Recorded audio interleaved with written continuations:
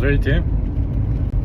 Искам да отворя една темичка за така наречените паник атаки и за подобен тип проблеми, психически, стресови. Като аз имах тези проблеми почти 2 години.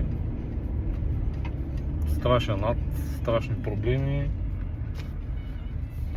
Бях стигнал до там да имам блокиране на парализа за кратко време, определени периоди. После отключиха едни световъртежи и така, ходени по мъките, доктори, психиатри, разбутах си стомаха, лекарства, едно, второ, трето и няма. Оправя се за момент и пак кръга не спира. Просто искам да кажа аз как успях да се помогна, като изхвърлих всички лекарства, защото тия неща увреждат съвсем другите органи на човека. При мен се получи проблем с стомаха. Просто няма психолог, психиатър или лекарство, което да е по-силно от нас, нашата психика, от нашето съзнание. При мен нещата се получиха от стрес, от напрежение, прекалено много работа, тичане, бягане, нерви, напрежения, проблеми. Просто сам човек трябва да се седне, да се осъзнае, да преосмисли живота си, да намали темпото. Няма как да спрем да не работим. Това е абсурд. Но просто трябва да се намали темпото, да преосмислим. Повече от нас имаме семейства, деца, за които трябва да се грижим. И така при мен просто намалих темпото, преосмислих си нещата, успокоих топката, казах си, че мога да бъда по-силен от тия неща. Примерно на определени моменти, когато съм получавал такива пристъпи, дори по един и същи път, примерно, който пътувам, на едно и също място ми беше зациклил мозъка, там получавам тия неща, умишлено отивам нарочно с колата и си викам, хайде сега, кой е и така, преодоляваш го, виждаш, че нищо няма да се случи. И така, спорта също, аз спортувам постоянно, бях спрял да спортувам, нямах желание за нищо. Възобнових с тия неща спорта всеки ден. Спортуваш, слушаш си музика и така нещата се оправят. Не става с магическа пръчка, но всичко е тук, нашите глави. Поне на повечето, някои има са се случили доста сериозни неща.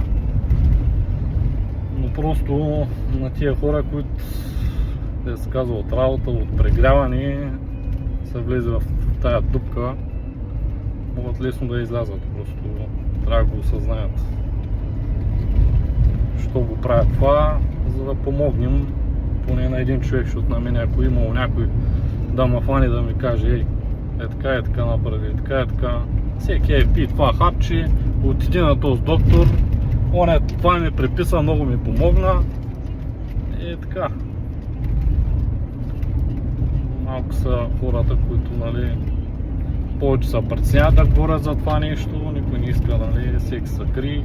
Познавам доста сериозни мъже, акъна мъжкари, които имат тия проблеми, притесняват се, крият се.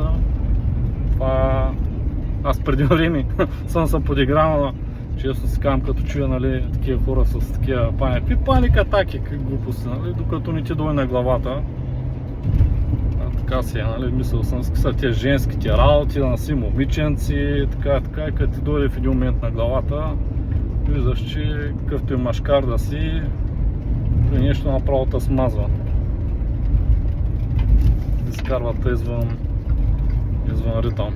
Така че просто единствено само и ние можем да си помогнем. Успокояваш се и това е. намаляш темпото, ако се прегря отново работа. Почивка, гледайте семействата, живи и здрави. Това е най-важното, защото парите,